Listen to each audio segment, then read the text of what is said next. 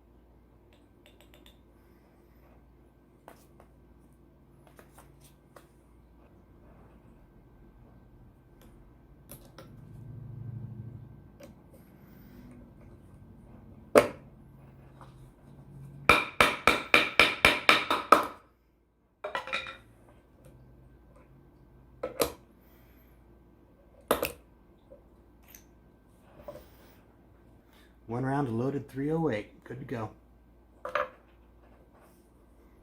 Okay, now let's go over this in a little bit more detail.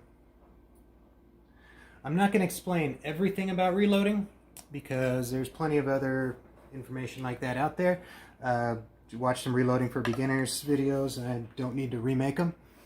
But I will go into detail a bit on this. So, to start, you take your fired cartridge, and ammunition has four main components. There's the casing, the primer, the powder, and the bullet. When you fire a round, the brass expands a little bit, so in order to fire it again, you have to resize it.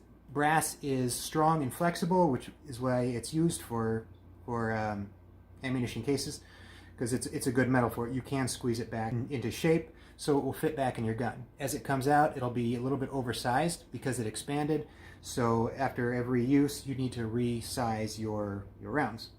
To start off, what you do is you will deprime it. You will take out the old fired primer there. You can see the little indentation indicating it's been fired.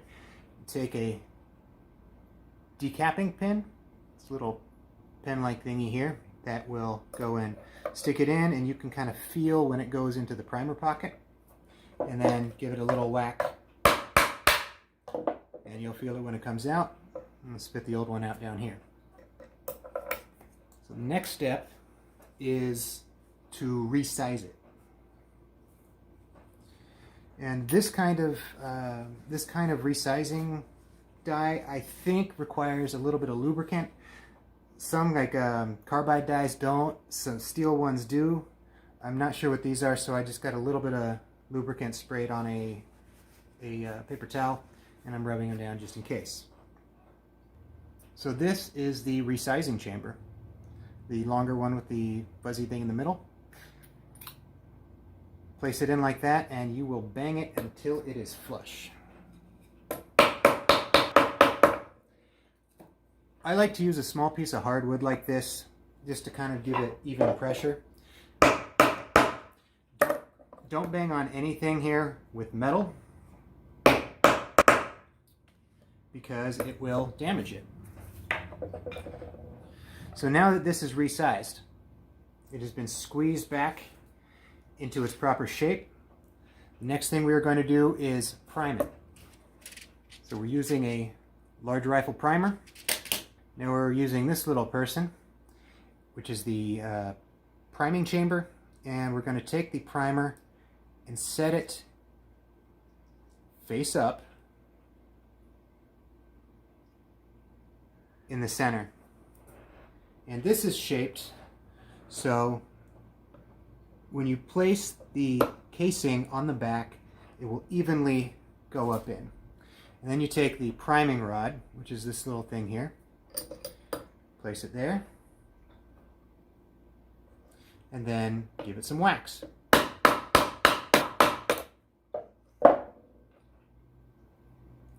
And you want to make sure that that primer is flush. You can either feel it, look at it, or if you place the cartridge on something and it wobbles, then it is not flush. You need to make sure it is. However, this one is. So next thing we're going to do is we're going to put the powder in. This kit comes with, sorry, it's reversed. My phone is stupid and I don't know how to fix it. A charge table for .308 Winchesters with 308 diameter bullets. And it comes with 1 scoop, and it lists a number of powders, looks like 15 or so, and common powder types that are used in this cartridge. If you like this system, you'll like the Lee powder measure kit, because it comes with about 15 or so scoops in different amounts of cc's. And then it has this big ass fucking chart with a few hundred powder types, and when you run it through the grid, it will tell you what powder, what size scoop you're using, and it'll tell you the approximate amount of grains. Now you could say this isn't as accurate as using a scale, but it actually is pretty damn close. I'll make another video going through that and testing each one with a number of different kinds of powders, but I have found it to be fairly accurate. What we're going to do right now is we're going to test one.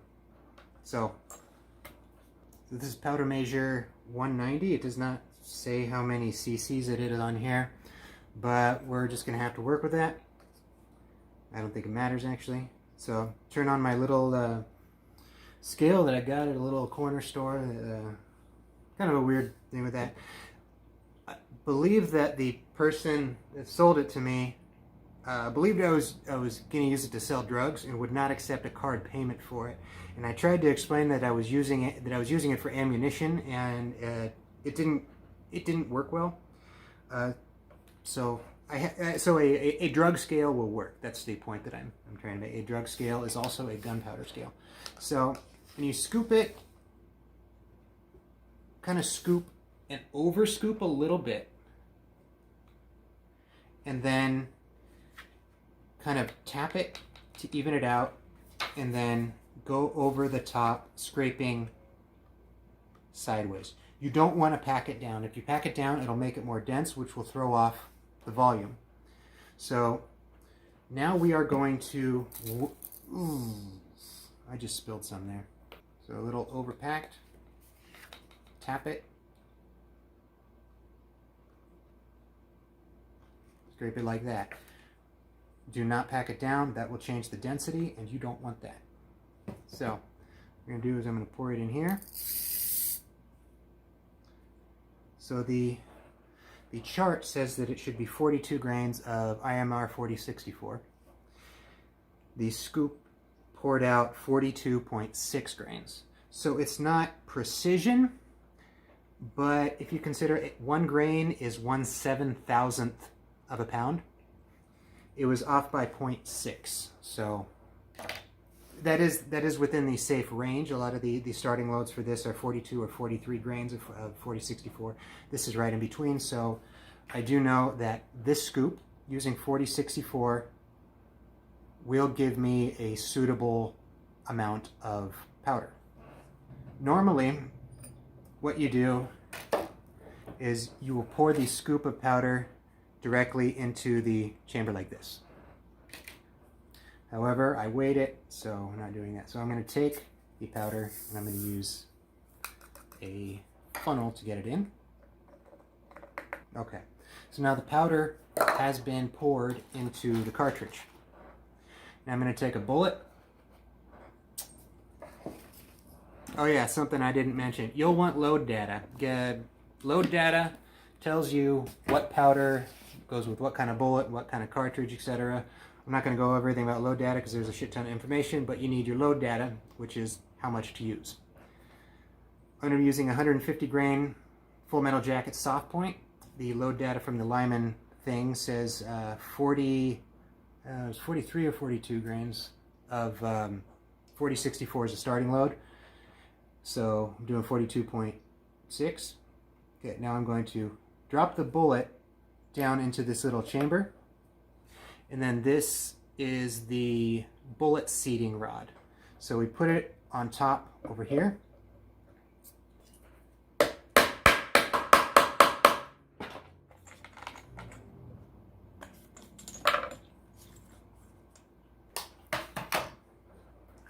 And then bang it until the hammerhead thingy is flush with the bottom. This black thingy right here, this is an adjustable collet to control the seating depth. The way it works is, as this is in here, this bangs down the bullet until it hits here to stop it. So it won't go down any further. So what this does is it adjusts how high or how low until this is stopped. So as it's banging it in, it hits there and you can adjust it down to thousandths of an inch. So after you seat your bullet, you do want to check the overall length.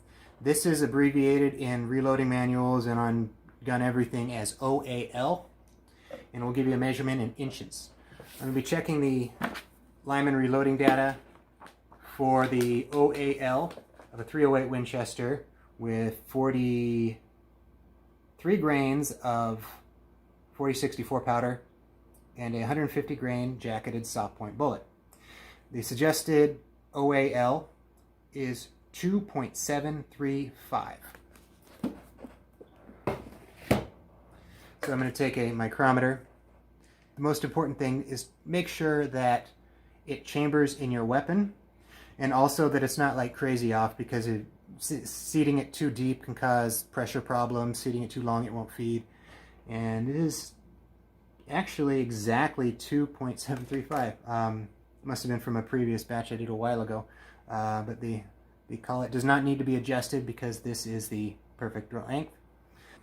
And for the next step, we're going to be checking if it will fit into the magazine. And it's a go in a magazine. Next step is see if it chambers in the rifle. Be careful when you're doing this. Make sure the safety's on, finger way the fuck away from the trigger. This would be a really bad time to have an accident. Of all the times you could do it, this is just stupid to do. Not saying I've done it. I did it once. And it fits in. There we go. We have some good .308 ammo that was banged out in a $25 reloading kit. And you can too. Now it is a bit more time consuming per round than some other types of press. So if you're going to be doing something that needs a lot of ammunition, like if you're doing 223, it may not be worth the time. If you're doing something like a .308 or a bolt gun that you don't need as much volume of rounds, this may work good. I've been told that you can do these in 9mm. I actually didn't check before the video because I wouldn't want to do this on a 9mm because it would take a while to come up with a lot of ammunition.